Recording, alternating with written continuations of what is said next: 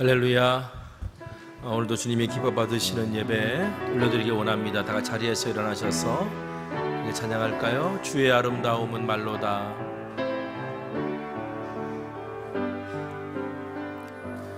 주의 아름다움은 말로다. 형언할 수 없고 주님의 그 놀라우심은 다 표현할 수가 없네. 누가 그 지혜를 깨닫고 누가 깊은 사랑 증량할까. 보좌에 앉으신 주의 위엄 아름다우신 주님, 내가 주를 경외함으로 주님 앞에 홀로 섭니다. 찬양 받으시기 합당한 거룩하신, 내가 주를 경외함으로 내가 주를 경외함으로 주님 앞에 홀로 섭니다. 찬양 받으시기 합당한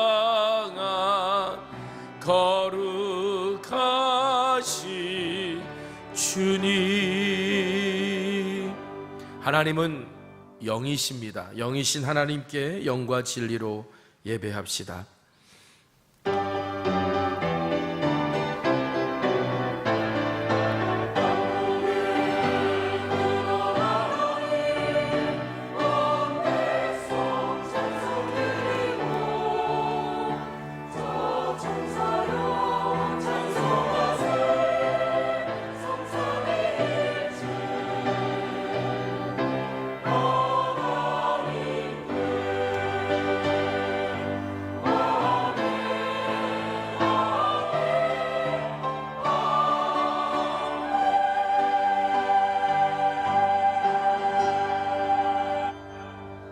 경배 찬송가 42장 찬송하겠습니다.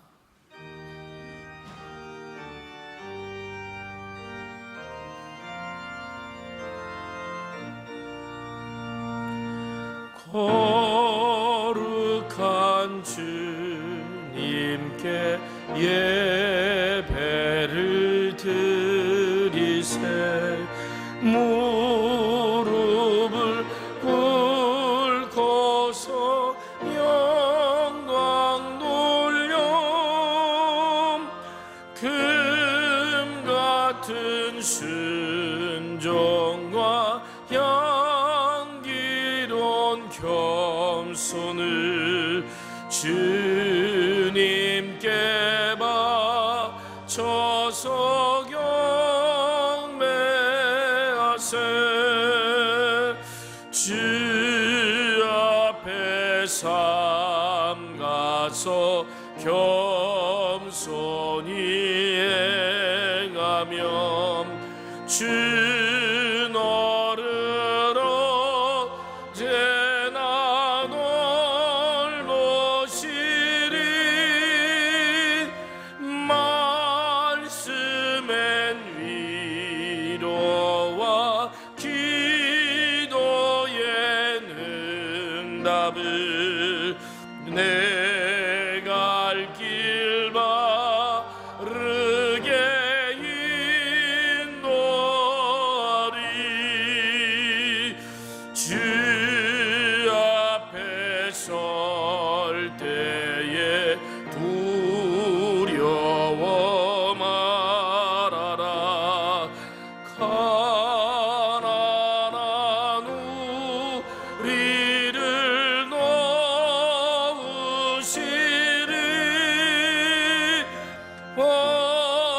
보배로운 진리와 온유한 사랑을 주님께 다 바칠 귀한 예물 떨면서 바치는 이 작은 예물도 주님은 귀하게 받으시리. 어두운 밤 지나고 새 아침 맞으리. 믿음과 소망을 늘 주시니.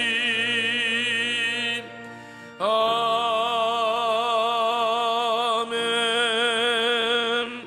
사도신경으로 우리의 신앙을 고백합니다. 전능하사 천지를 만드신 하나님 아버지를 내가 믿사오며 그 외아들 우리 주 예수 그리스도를 믿사오니 성령으로 잉태하사 동정녀 마리아에게 나시고 본디오 빌라도에게 고난을 받으사 십자가에 못 박혀 죽으시고 장사한 지 사흘 만에 죽은 자 가운데서 다시 살아나시며 하늘에 오르사 전능하신 하나님 우편에 앉아 계시다가 저리로서 산자와 죽은 자를 심판하러 오시리라. 성령을 믿사오며 거룩한 공예와 성도가 서로 교통하는 것과 죄를 사하여 주시는 것과 몸이 다시 사는 것과 영원히 사는 것을 믿사옵나이다. 아멘.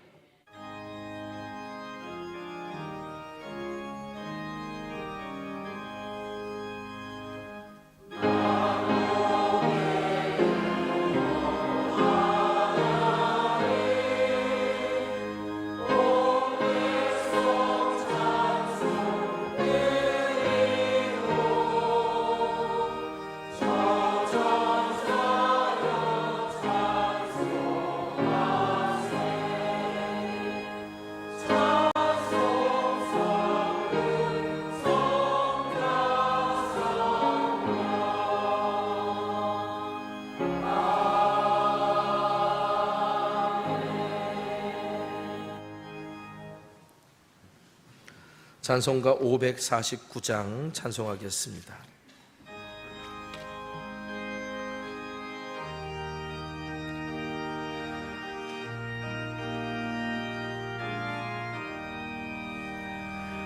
내 주여 뜻대로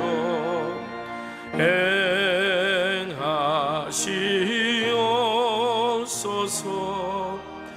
온 몸과 영혼을 다 주께 드리니 이 세상 고락가 주 인도하시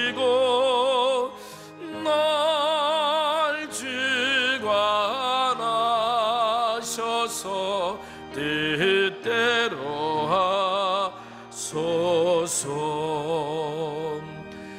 내 주여 뜻대로 행하시옵소서.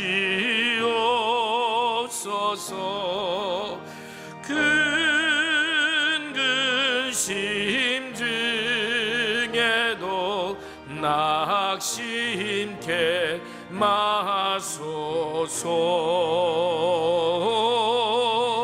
주님도 때로는 울 기도하셨네. 날 주관하셔서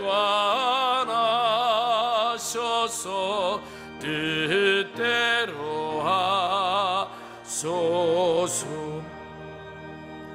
내 주여 뜻대로 행하시옵소서. 내 모든 일들을 다 주께 맡기고 저천성향하여 고요히 가리니 살든지 죽든지 뜻대로 하소서. 아멘.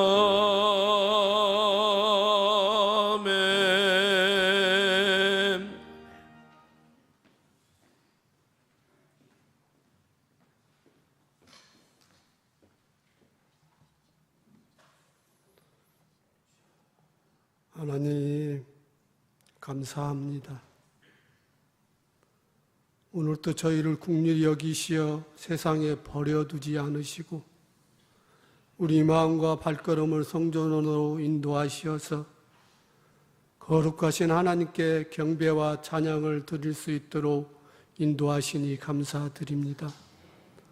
우리가 드리는 오늘의 예배가 또 한 번 지나가는 예배가 아니라 우리의 마음과 정성을 다하여 우리의 자신을 거룩한 산 제물로 드릴 수 있는 예배로 인도하시옵소서. 우리가 살아온 한 주간의 삶을 주님 앞에 이 시간 내려놓습니다.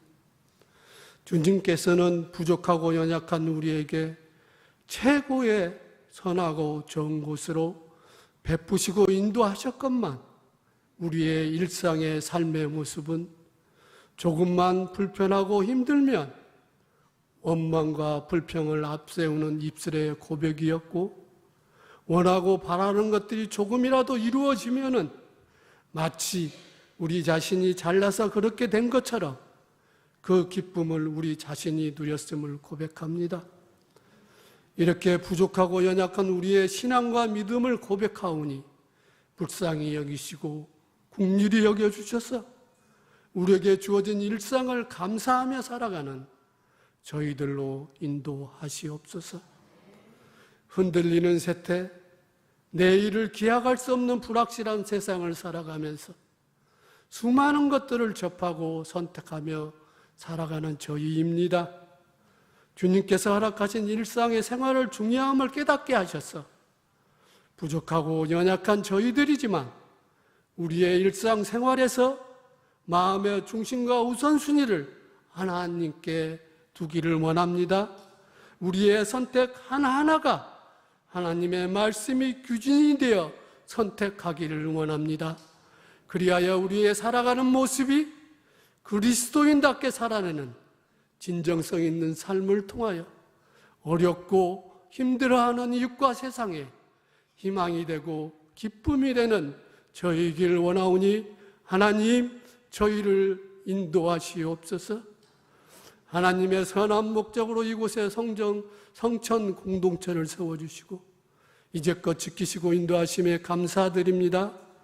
힘들고 어려운 시대에 이 공동체와 우리 지체들을 영적 파수꾼으로 세워주심도 감사드립니다. 주님께서 베푸신 힘과 용기와 지혜로 파수꾼의 소임을 온전히 감당케 하시어 날마다 믿음이 굳건해지는 지체들이요 주님의 사랑이 풍성해지는 공동체로 인도하시옵소서. 오늘 또 단위의 담임 목사님을 세우셔서 귀하고 복된 생명의 말씀을 저희에게 선포케 하시니 감사드립니다. 준비된 말씀에 기름 부어 주시고 생명의 말씀을 들을 수 있는 귀와 깨달을 수 있는 마음을 저에게 허락하여 주셔서 저희가 살아가는 일상에서 생육하고 번성하고 다스리고 정복하는데 기묘하게 사용되는 귀한 말씀으로 사용하여 주시옵소서. 주님께서 세우신 이 공동체가 유지되고 오늘의 예배가 드려지기 위해서는 찬양으로 예배를 돕는 성가대와 많은 손길의 수고와 기도가 필요합니다. 자원하여 수고하고 애쓰는 손길들과 마음들을 기억하여 주셔서 그들의 헌신과 수고를 통하여 교회가 더욱더 굳건하게 세워지고 신앙에 성숙해지는 그들의 수고가 재료로 사용될 줄 믿습니다. 우리가 그동안 누려왔던 모든 것들과 우리가 지내왔던 모든 시간과 순간이 당연한 게 아니라 하나님의 은혜임을 이 시간 고백드리며 모든 말씀 예수님의 이름으로 감사하며 기도합니다. 아멘. 하늘에 계신 우리 아버지여, 이름이 거룩히 여김을 받으시오며 나라가 임하옵시며 뜻이 하늘에서 이루어진 것 같이 땅에서도 이루어지리이다. 오늘 우리에게 일용할 양식을 주시옵고 우리가 우리에게 죄 지은 자를 사하여 준 것 같이 우리의 죄를 사하여 주시옵고 우리를 시험에 들게 하지 마시옵고 다만 악에서 구하시옵소서. 나라와 권세와 영광이 아버지께 영원히 쌓옵나이다. 아멘.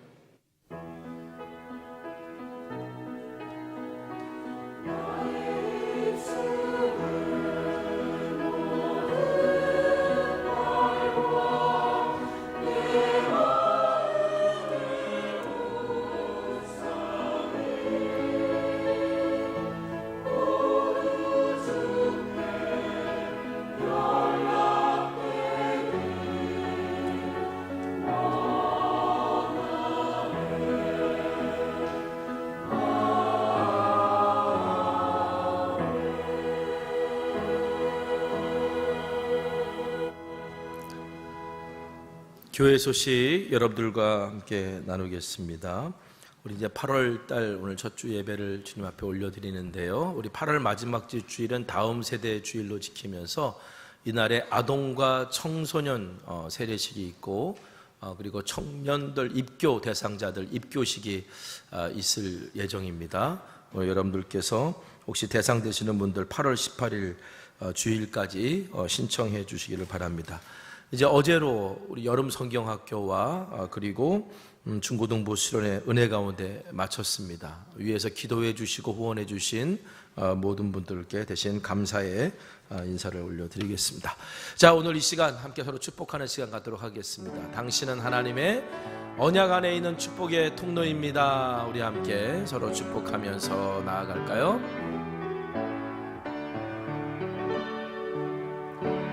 당신은 하나님의 언약 안에 있는 축복의 통로, 당신을 통하여서 열방이 주께 돌아오게 되리. 다시 한번 축복합시다. 당신은 하나님의 언약 안에 있는 축복의 통로, 당신을 통하여서 열방이 주께 예배하게 되리. 할렐루야. 우리 하나님께 영광 올려드리겠습니다. 아멘. 자, 오늘 우리에게 허락하신 하나님의 말씀은 예레미야서 42장 19절에서 22절에 있는 말씀입니다. 예레미야서 42장 19절에서 22절에 있는 말씀을 저와 여러분이 교독합니다. 유다의 남은 자들아, 여호와께서 너희를 두고 하신 말씀에 너희는 애굽으로 가지 말라 하셨고, 나도 오늘 너희에게 경고한 것을 너희는 분명히 알라. 너희 하나님 여호와께 보낸 이르기를, 우리를 위하여 우리 하나님 여호와께 기도하, 우리 하나님 여호와께 말씀하신 대로 우리에게 전하라. 우리가 그대로 행하리라 하여 너희 마음을 속였느니, 너희 하나님 여호와께서 나를 보내사 너희에게 명하신 말씀을 내가 오늘 너희에게 전하였어도 너희가 너희 하나님 여호와의 목소리를 도무지 순종하지 아니하였은즉 너희가 가서 머물려고 하는 곳에서 칼과 기근과 전염병에 죽을 줄 분명히 알지어다. 아멘.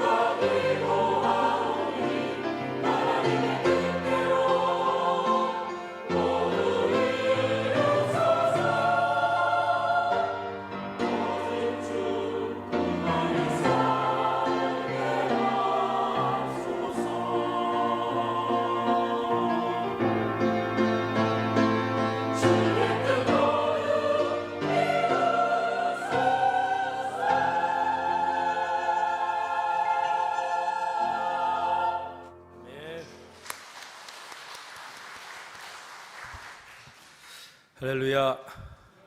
오늘 임마누엘 찬양대 찬양을 들으니까 설교는 안 해도 될 것 같아요. 그냥 이 찬양 가사가 오늘 설교 내용이니까. 하지만 또 준비한 말씀이니까 전해야 되겠죠? 네. 지난주일 설교 제목이 순종은 미래를 엽니다 였어요. 저도 이 말씀을 이제 준비하면서 내가 순종할 게 뭔가를 이제 계속 생각했습니다. 그리고 어떤 것이든 순종하겠습니다라고 마음을 먹었어요. 그러니까 이렇게 마음을 먹으니까요, 계속 순종의 테스트가 찾아오더라고요. 계속 순종해야 될 상황들이 생기더라고요. 지난 주일 아침에는 일어났는데 오늘 금식해라, 그런 마음을 주셔가지고 오늘 주일인데요. 금식해라. 그래서 지난 주일은 금식을 했어요. 다행히도 오늘은 그런 마음을 안 주셔서 밥을 먹고 나왔는데요. 또 어떨 때는 스케줄이 있었는데 그 스케줄을 좀 취소하고 뭔가를 해야 될 일이 생긴 거예요.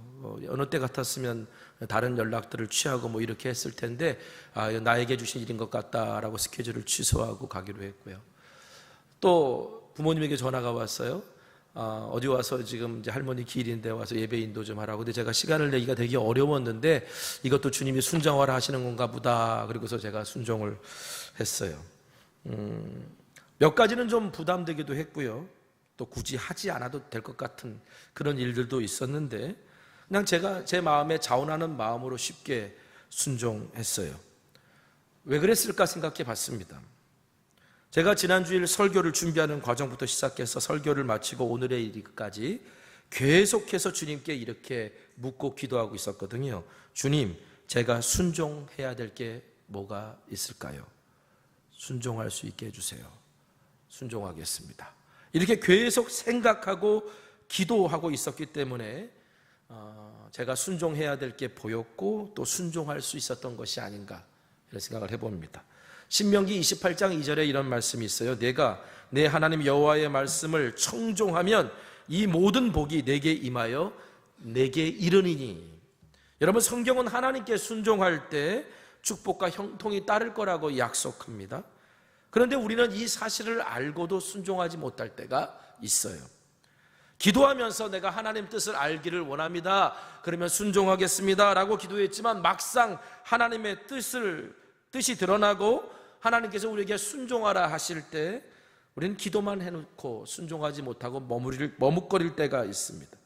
그럴 때 우리는 핑계를 대면서 자신이 순종하지 못한 것을 합리화하기도 하고요, 때로는 순종하지 못하는 나의 믿음 없음에 스스로에게 실망하고 낙심하기도 합니다. 우리는 왜 이럴까요? 오늘 말씀을 통해서 그 원인을 깨닫고 즐겨 순종하는 자에게 주신 하나님의 은혜와 복을 누리게 되는 저와 여러분 되시기를 간절히 소망합니다. 자, 지난 한 주간 동안 묵상했던 예레미야 이야기를 조금 다시 설명드리면서 오늘 말씀을 이어갈까 합니다. 애굽을 의지하지 말고 하나님을 의지하라는 그 메시지를 하나님께서 예레미야에게 주셨고, 예레미야가 시드기야 왕과 유다 백성들에게 전했음에도 불구하고 시드기야 왕은 또 유다 백성들은 그 말에 순종하지 않았어요. 그 결과 바벨론이 2차로 침공을 해서 유다 왕국을 완전히 멸망시켰습니다. 시드기야 왕은요, 자기가 보는 눈앞에서 두 아들이 죽는 것을 봐야 됐고요, 두 아들이 죽는 것을 마지막으로 두 눈을 뽑혔어요. 얼마나 비극적인 일인가. 자기가 마지막으로 본 게 자기 아들이 죽는 모습이에요. 그리고선 바벨론 땅으로 끌려갔고요, 많은 백성들이, 지배계층들이 바벨론 땅으로 끌려갔습니다. 이때 바벨론 제국은 요시야 왕 때 서기관이었던 사반의 손자 그다랴를 총독으로 세워서 유다 사회를 안정시키려고 했습니다.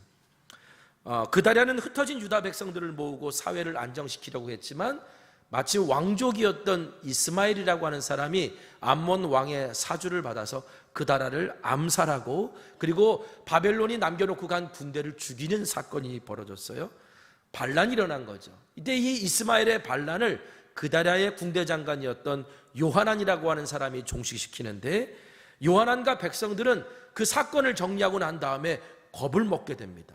야, 바벨론이 세운 총독을 죽이고 바벨론의 군사들을 죽여버렸으니, 그러니 이제 바벨론이 이 사실을 알면 얼마나 잔인하게 피해 복수를 할까, 이런 두려움에 사로잡혀서 이들이 애굽으로 피신하기로 마음을 먹어요. 그런데 그들이 애굽으로 피신하기 전에 먼저 예레미야에게 이것이 하나님의 뜻인지 아닌지 기도 부탁을 합니다. 어떤 부탁을 하냐면 예레미야서 42장 5절 6절 우리 한번 같이 읽어볼까요? 읽겠습니다. 자, 시작. 그들이 예레미야에게 우리가 당신의 하나님 여호와께서 당신을 보내사 우리에게 이르시는 모든 말씀대로 행하리이다. 여호와께서는 우리 가운데 진실하고 성실한 증인이 되시옵소서. 우리가 당신을 우리 하나님 여호와께 보내면 그의 목소리가 우리에게 좋든지 좋지 않든지를 막론하고 순종하려 함이라. 우리가 우리 하나님 여호와의 목소리를 순종하면 우리에게 복이 있으리이다 하니라. 자, 뭐라고 기도 부탁을 하냐면 예레미야여, 우리가 애굽으로 가려고 하는 것이 하나님의 뜻에 맞는 것인지 아닌지에 대해서 좀 하나님의 뜻을 물어봤었으면 좋겠습니다. 만약에 하나님께서 어떤 말씀을 하시든지 그것이 우리에게 좋든지 아니든지 우리 하나님께 순종할 겁니다. 하나님께 순종하는 자에게 복이 있음을 우리가 알기 때문입니다. 이렇게 기도 부탁을 해요. 그러니까 예레미야가 알겠다. 그리고 이제 기도를 합니다. 그런데 열흘 후에 하나님께서 예레미야에게 응답해 주시는데 하나님의 응답은 바벨론 왕을 두려워하지 말고 유다 땅에 남아 있으면 구원할게. 그런데 너희가 내 말을 듣지 않고 애굽으로 가면 너희가 두려워하는 칼과 기근과 전염병이 애굽까지 쫓아가서 너희들에게 해를 끼칠 것이고 너희들은 다시는 돌아오지 못할 거야 라고 하는 경고의 메시지도 함께 보냅니다. 자, 요한왕과 백성들이 예레미야에게 기도 부탁을 했을 때 하나님의 응답이 우리에게 좋게 들리든 좋지 않게 들리든 우리는 하나님 말씀에 순종하겠습니다. 하나님 말씀에 순종하는 것이 복인 것을 알기 때문입니다 라고 그렇게 당당하게 말했잖아요. 그렇다면 하나님의 응답이 주어졌을 때 요한왕과 그 백성들은 순종했던가요? 아니죠. 순종하지 않았어요. 오히려 예레미야를 거짓 선지자로 몰아요.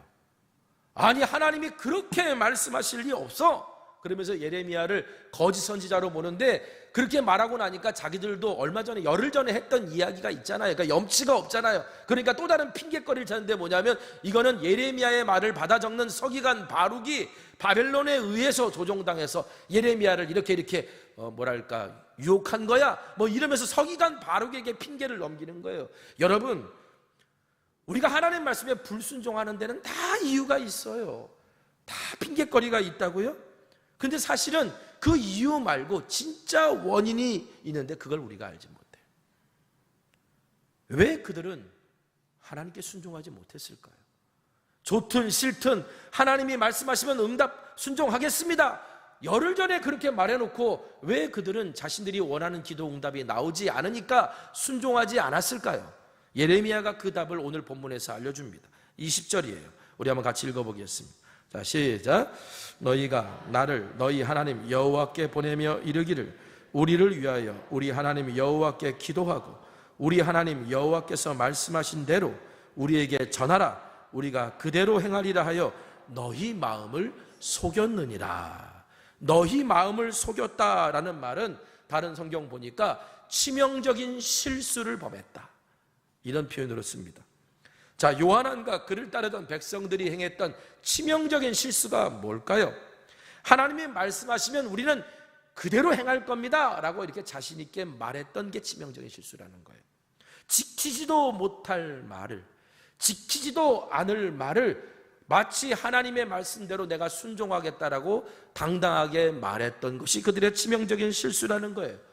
그들은 그렇게 하나님께 서원했기 때문에 지키지 못함으로 불순종의 대가를 치르게 될 겁니다. 또한 하나님이 자신의 뜻과 다르면 우리가 원하는 바대로 응답하지 않으면 하나님의 마음을 따를 마음이 없으면서도 불구하고 우리는 순종할 겁니다 라고 마음을 속인 것이 치명적인 실수라는 거예요. 하나님보다 지금 애굽을 더 의지하고 있으면서 하나님을 우리는 믿고 있습니다 라고 말한 것이 그들의 치명적인 실수였다는 거죠. 제가 이 요한왕과 그 백성들을 생각하면서요, 결과에 상관없이 하나님의 뜻에 순종하겠다라고 말한 것이 저는 모두가 다 거짓말이고 가식이었다고 생각하지 않아요.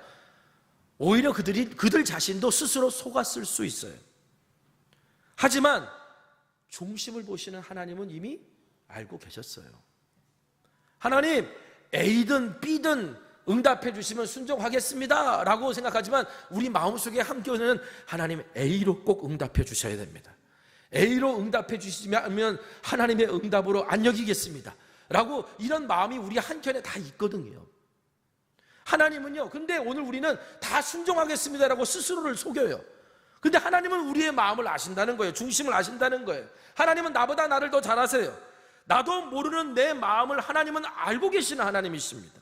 나는 믿음이 있다고 생각하지만 하나님은 나의 믿음 없음을 아세요. 나는 강한 사람이라고 생각하지만 하나님은 내가 약한 사람인 걸 아세요. 나는 용기 있는 사람이라고 스스로 자부했지만 하나님은 내가 비겁한 사람이라는 것도 알고 있어요.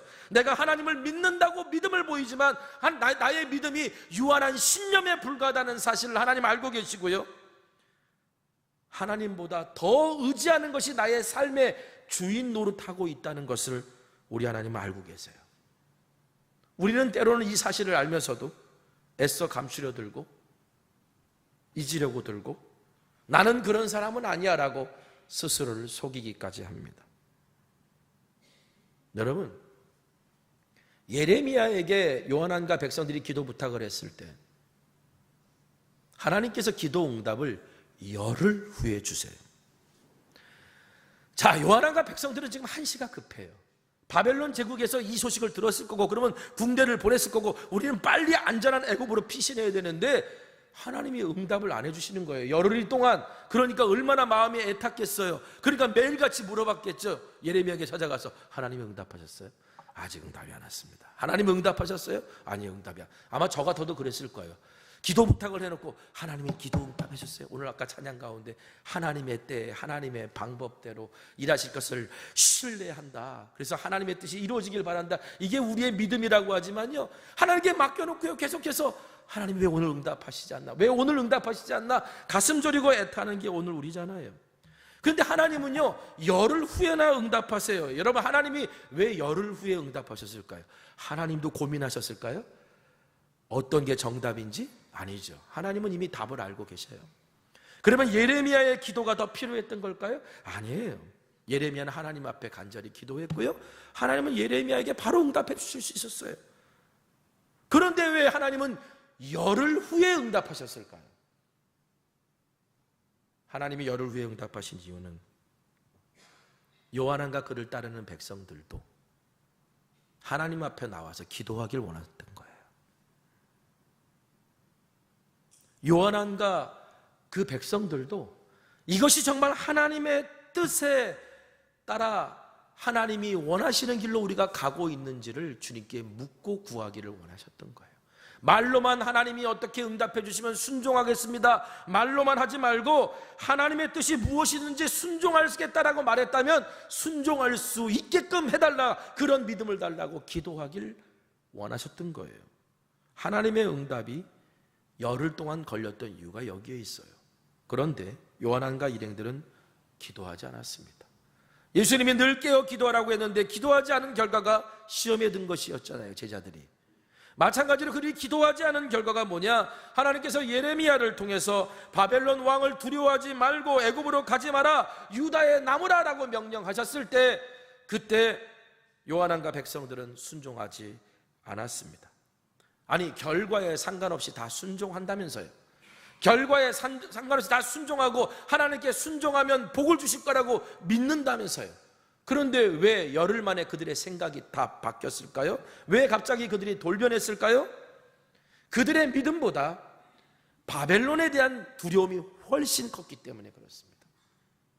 여러분, 우리의 순종을 방해하는 가장 큰 방해 요소가 뭐냐? 우리 안에 있는 두려움이에요. 내가 순종하면 손해보면 어떡하지? 라고 하는 그 두려움 때문에 순종 못하는 거예요. 결국 요한안과 그를 따르는 백성들은 그 두려움의 벽을 넘지 못했어요. 여러분, 두려움은 피한다고 사라지는 게 아니잖아요. 그럼 어떻게 해야 돼요? 예레미야서 42장 11절 말씀 한번 같이 읽겠습니다. 자, 시작. 여호와의 말씀이니라. 너희가 두려워하는 바벨론의 왕을 겁내지 말라. 내가 너희와 함께 있어 너희를 구원하며 그의 손에서 너희를 건지리니 두려워하지 말라. 여러분, 바벨론을 두려워하지 말라라고 하는 말씀, 하나님이 너희를 건지신다라고 하는 이 말씀처럼 하나님께 피하는 게 지혜로운 사람이라고 얘기했잖아요. 예배할 수 없는 상황에도 내가 하나님을 예배하고 찬양할 수 없을 때도 하나님의 이름을 높이고 기도할 힘조차 없을 때도 내가 한숨이라도 주님을 향해 쉬는 게 여호와께 피하는 거라고 그랬잖아요. 바벨론을 너희는 두려워하지 말고 나를 믿어 라고 하나님께서 말씀하셨는데 요한안과 그 백성들은 바벨론을 두려워했어요. 여러분 생각해 보세요. 바벨론의 피해 보복은 두렵고 하나님께 불순종했을 때 받을 심판과 징계는 두렵지 않나요? 여러분, 바벨론의 보복이 하나님께서 주시는 심판과 징계보다 더 두렵다고 느낀다는 사실은 하나님보다 바벨론을 그들이 더 두렵다라고 느끼고 있다는 사실이에요. 자, 작년에 두려움을 이기는 신앙이란 관련된 주제로 몇 주 동안 말씀을 전할 때 오스왈드 챔버스 목사님의 말씀을 여러분들과 함께 나눴죠. 한번 같이 읽어보겠습니다. 자, 시작. 하나님에 관해 놀라운 점은 그분을 두려워하면 다른 아무것도 두려워하지 않게 되나 그분을 두려워하지 않으면 다른 모든 것을 두려워하게 된다는 것이다. 바벨론이 두렵고 애굽이 두렵고 암몬이 두렵고 블레셋이 두렵고 모압이 두려워요. 그런데 정작 이스라엘 백성은 하나님은 두려워하지 않아요. 그런데 하나님을 두려워하면 바벨론이 두렵지 않고 애굽이 두렵지 않고 모압과 암몬과 블레셋이 두렵지 않은 거예요. 여러분, 하나님을 두려워한다는 말을 다른 말로 경외라고 얘기하는 겁니다. 하나님에 대한 두려움은 공포가 아니라 하나님의 너무나도 크시고 위대하신 존엄 앞에서 우리가 얼마나 작은 자인지 알기 때문에 깨닫게 되는 감정, 그게 경외거든요. 오스왈드 챔버스 목사님 말씀처럼 하나님을 두려워하는 사람, 즉 하나님을 경외하는 사람은 그 어떤 것도 두려워하지 않아요. 결국 내가 지금 뭔가를 두려워하고 있다는 것은 하나님보다 더 두려워하고 있는 뭔가가 있다는 거예요. 우리가 순종하지 못하는 이유도 하나님보다 세상을 더 두려워하기 때문이고 하나님을 경외하는 것보다 세상을 더 경외하기 때문인 거예요. 이것은 지금 무엇을 말해주느냐? 하나님이 앉아 계실 자리에 세상의 그 어떤 것이 지금 대신 앉아 있다는 거예요. 여러분, 그게 뭐예요? 우상이에요. 저 산에 있는 어떤 형상에 가서 절하는 우상은 그거 무섭지 않습니다. 그 보이는 형상이 뭐가 무섭습니까? 우상이 아닌 듯 우리 안에 우상으로 자리 잡아서 하나님 노릇 대신하고 있는 그것이 우리에게 치명적인 거예요. 그런데 여러분, 그것들은 아무리 좋은 것이라도요, 때로는 그 우상이요, 우리가 생각할 때 좀 좋은 것들이 더 강력해요. 자녀, 우리에게 얼마나 중요합니까? 얼마나 사랑스럽습니까? 근데 자녀가 하나님 자리에 딱 앉아 있으면요, 강력한 우상이 돼요. 여러분, 돈, 우리가 살아가면서 이 땅에 돈 없이 어떻게 살아요? 돈은 우리에게 행복을 가져다 주기도 하고 나의 삶을 윤택하기도 하고 나의 삶을 의미 있게 만들어주는 것이기도 해요. 그런데 그 돈이 하나님 자리에 딱 앉아 있으면 엄청나게 강력한 우상이 돼요. 우리가 바라는 소원, 내가 바라는 꿈, 여러분, 사람이 꿈꿔야 되고 사람이 기대하는 게 있어야 되고 사람이 어떤 목표를 놓고 살아가야 되잖아요.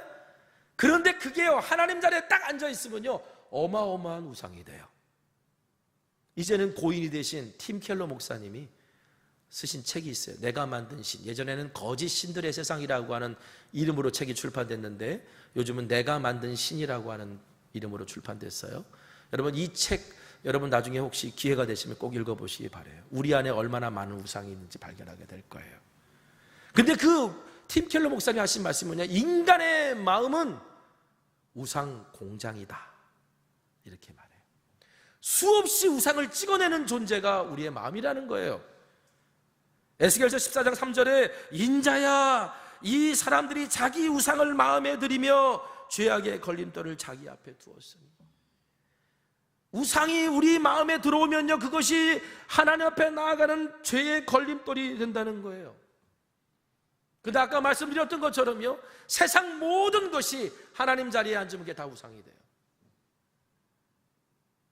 팀 켈러 목사님이 이런 말을 그 책에서 해요. 우리가 정말 간절히 원하는 기도 제목, 내가 정말 원하는 소원이 우상인지 아닌지를 아는 방법이 있다. 내가 그것을 간절히 원하는데, 그런데 내가 지금 그것을 할 수 없는 상황이 닥쳤을 때, 내가 하나님 앞에 소원을 가지고 기도했는데 기도가 응답되지 않고 희망이 사라져갈 때, 그때 나의 반응을 보면 그 소원이 우상인지 아닌지를 알 수 있다는 거예요. 여러분, 기도를 했는데 기도한 대로 되지 않으면 당연히 서운하죠. 그렇죠? 서운하지 않은 분이 있습니까?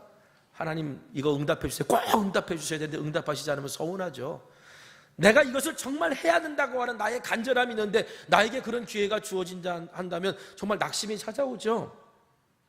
그런데 그 소원이 우상이 되지 않는 사람은 그 기도가 응답되지 않았을 때, 그리고 내가 그 일을 할 수 없게 되었을 때, 그럼에도 불구하고 하나님을 신뢰하고 서운함과 아쉬움을 떨쳐버린다는 거예요.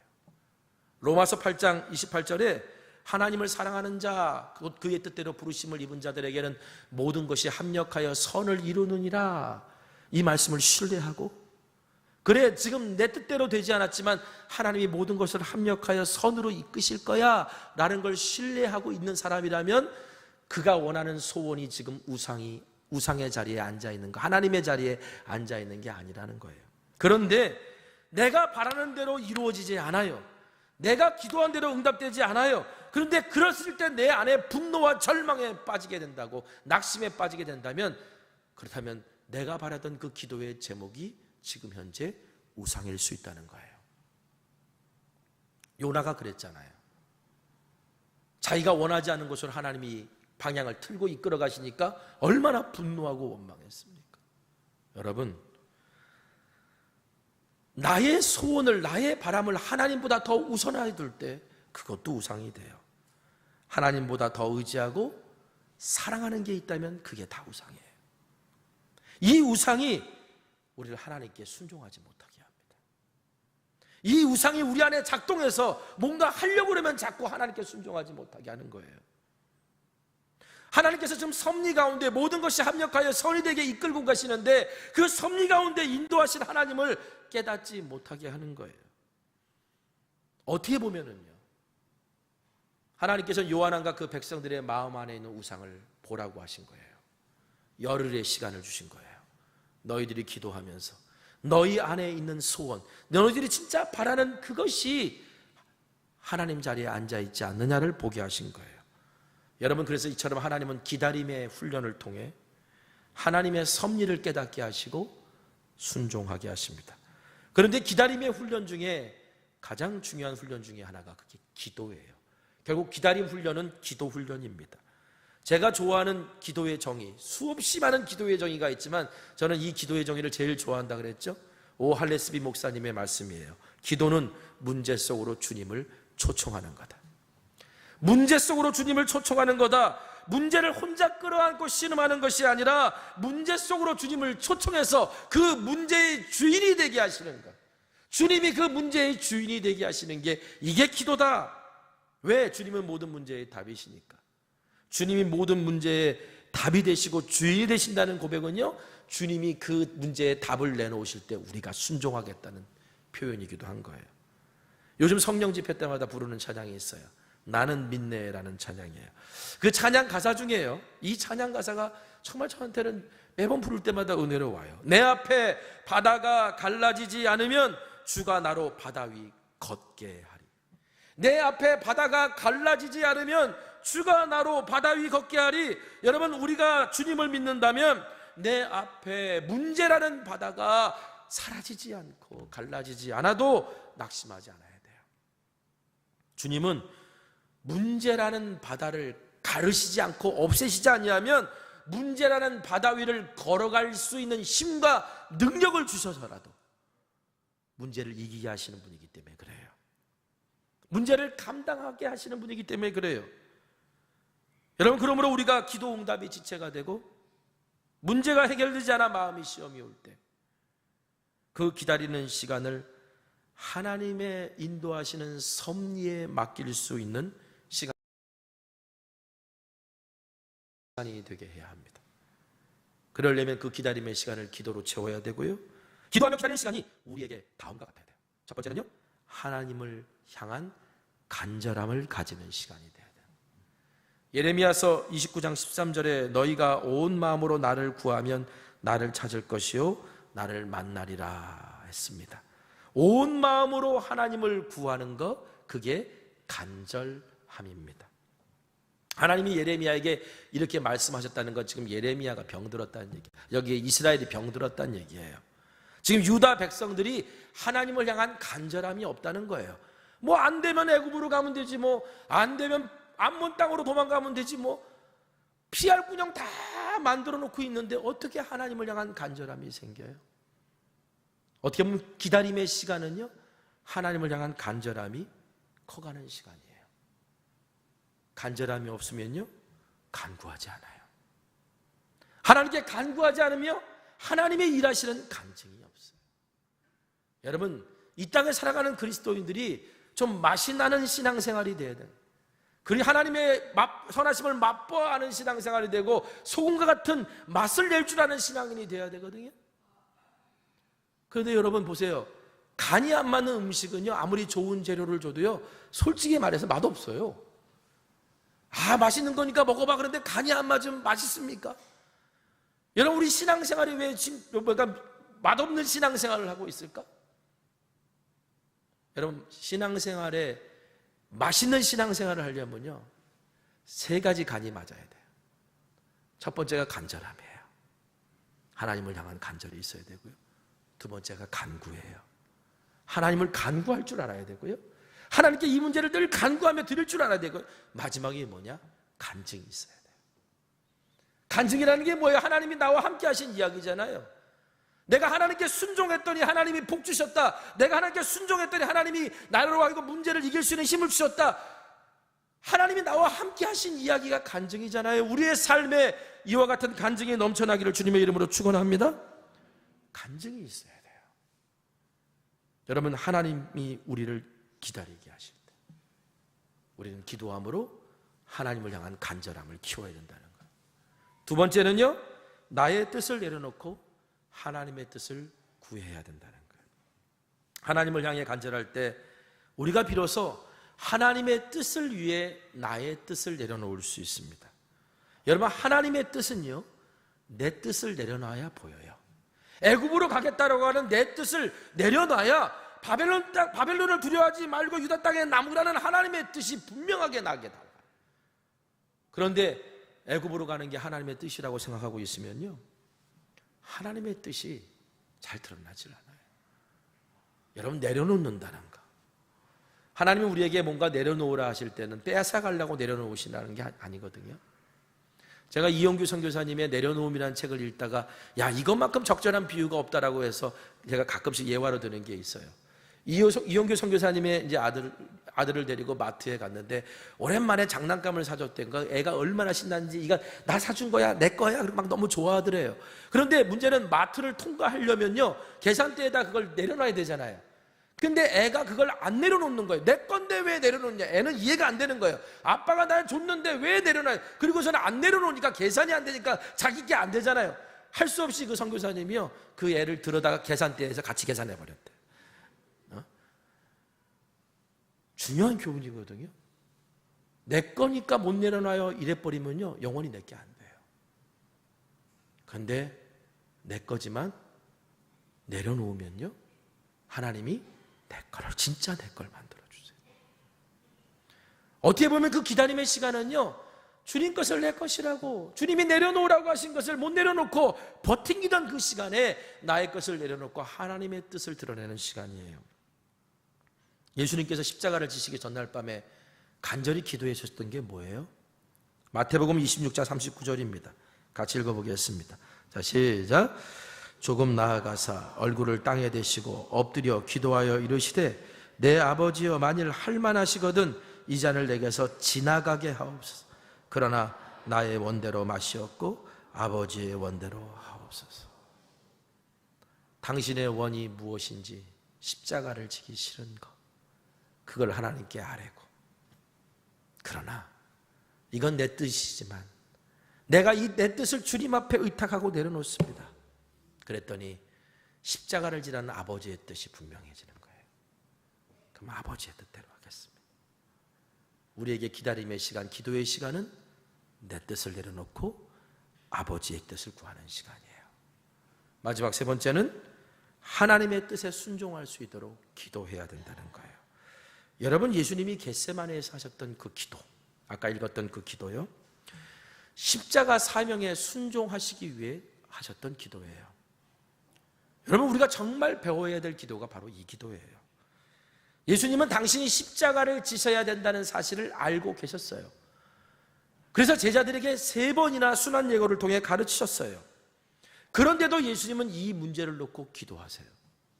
지금은 내가 십자가를 지겠다고 하지만, 그렇게 가르쳤지만, 그렇게 말씀을 전했지만, 막상 내가 십자가를 져야 될 때 나의 힘만으로 그것이 안 됨을 아시기에 십자가를 질 수 있는 힘을 달라고 기도하신 거예요.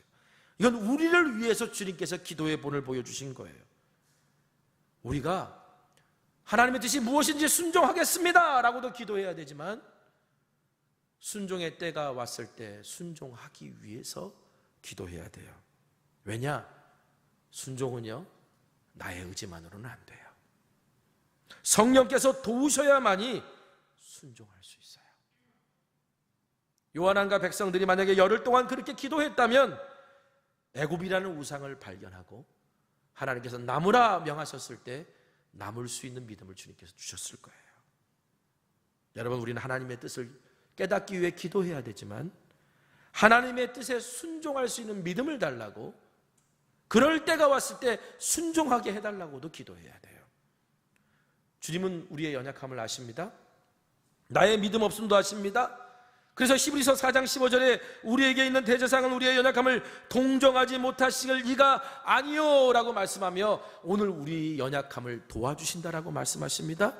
또 우리가 주님께 구할 때 보혜사 성령께서 우리에게 모든 것을 가르쳐 주시고 진리 가운데 살도록 인도해 주시겠다고 약속하셨는데, 바로 성령께서 우리의 연약함을 도와주시겠다라고 성경은 말합니다. 로마서 8장 26절에 이와 같이 성령도 우리의 연약함을 도우시나니. 그러니까 우리가 순종해야 될 것이 무엇인지 하나님께 물어야 되면서 동시에 나의 연약함을 인정하고 순종할 수 있을 때 순종케 해달라고, 성령님이 도와주셔야 된다고 구하는 믿음도 우리에게 있어야 될 줄 믿습니다. 이사야서 1장 19절, 너희가 즐겨 순종하면 땅에 아름다운 소산을 먹을 것이요.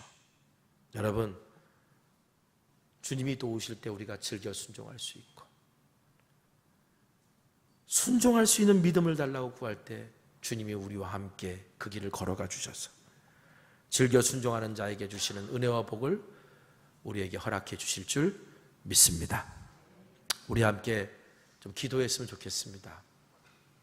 하나님, 내가 왜 순종의 때마다 머뭇거리고 뒤로 물러나는지 몰랐는데 오늘 말씀을 통해 깨닫습니다. 하나님의 자리에 다른 것이 앉아 있었는지 모르겠습니다.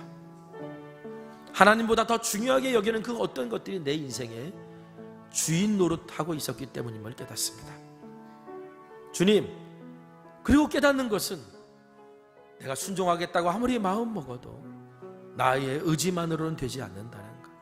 그래서 오늘 하나님의 그 기다림의 시간에 순종할 수 있을 때 순종할 수 있도록 도와달라는 기도도 우리가 함께 해야 된다는 것.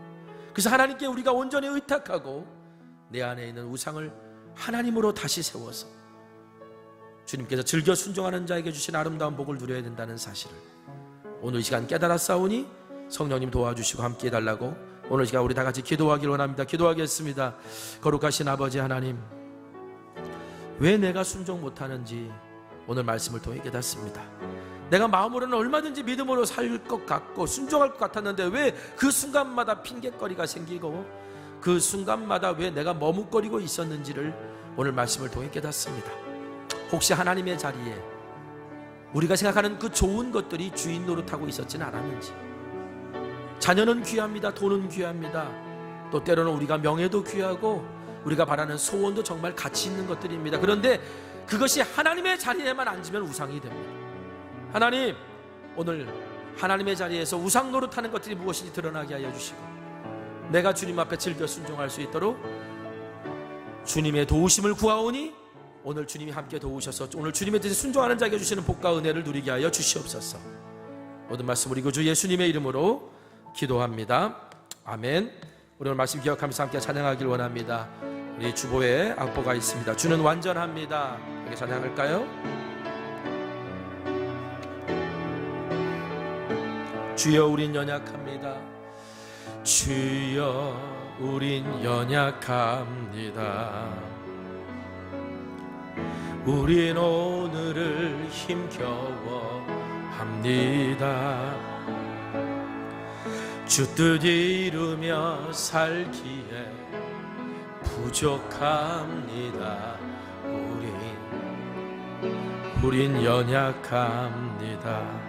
주여 우린 넘어집니다. 주여 우린 넘어집니다. 오늘 하루 또 실수합니다. 오늘 하루 또 실수합니다. 주의 긍휼을 구하는 죄인입니다. 우리 주만 바라보. 다 같이 일어나셔서 한없는 주님의 은혜 온 세상 위에 넘칩니다. 가릴 수 없는 주여와 온 땅 위에 충만합니다. 주님만이 길이오니 우린 그 길 따라갑니다. 그날에 우릴 이루시 주는 완전합니다. 그날에 우릴 이루실 그날에 우릴 이루시 주는 완전합니다. 기도하겠습니다. 사랑의 하나님, 자비의 하나님, 긍휼의 하나님, 노하기를 더디하시는 인애의 하나님, 오늘도 우리가 말씀을 듣고 묵상하고 나누면서 우리에게 주어진 이 기다림의 시간을 어떻게 활용하고 하나님은 우리에게 기다리라 하실 때 무엇을 원하시는지를 보았습니다.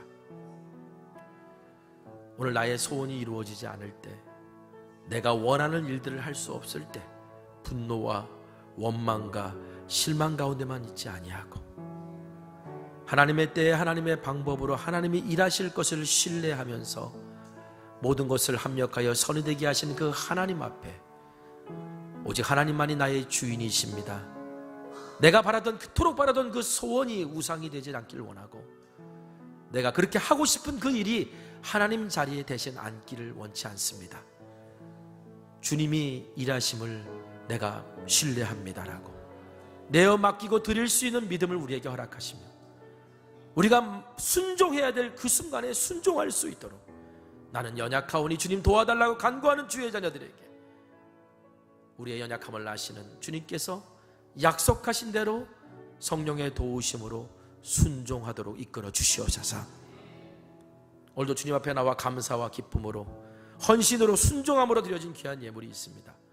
마음의 소원과 기도의 제목도 같이 드립니다. 하나님 깨달아 알게 하시고 믿음으로 나아가 순종할 때 이루시는, 즐겨 순종하는 자에게 주시는 은혜와 복을, 아름다운 소산을 얻는 복을 누리게 하여 주시옵소서. 지금은 우리 주 예수 그리스도의 크신 은혜와 하나님 아버지의 무한하신 사랑하심과 성령님의 감화감동 역사 충만 교통 내주하심의 은혜와 은총이 하나님의 뜻을 날마다 구하며 순종해야 될 때 순종하기를 원하며 기도하는 주의 자녀들 위해 지금부터 영원까지 함께하여 주시옵기를 간절히 축원합니다. 아멘.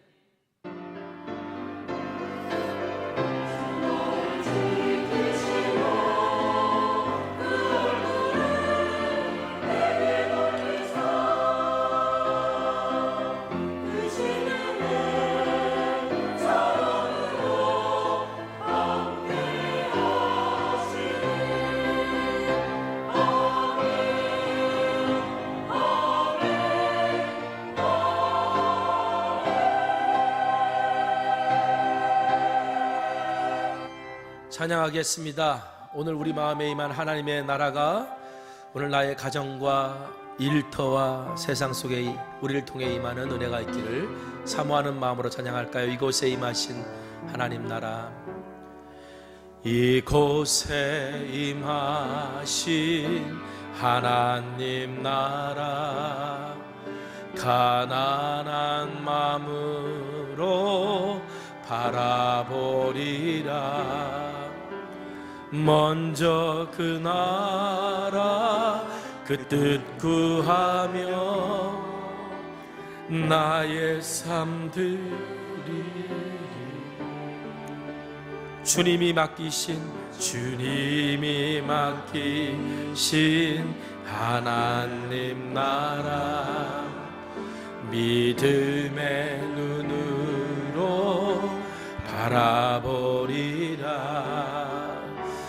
하늘의 뜻이 이 땅 가운데 완성될 그날까지 믿음 나여 그 위에 서리라. 하나님의 나라는 무너지지 않으리. 믿음 나여 그 나라 세워가리라. 주님 곧 오실 때까지 믿음 다하여 그 위에 서리라. 하나님의 나라는 무너지지 않으리. 믿음 다하여 그 나라 세워가리라. 주님 곧 오실 때까지.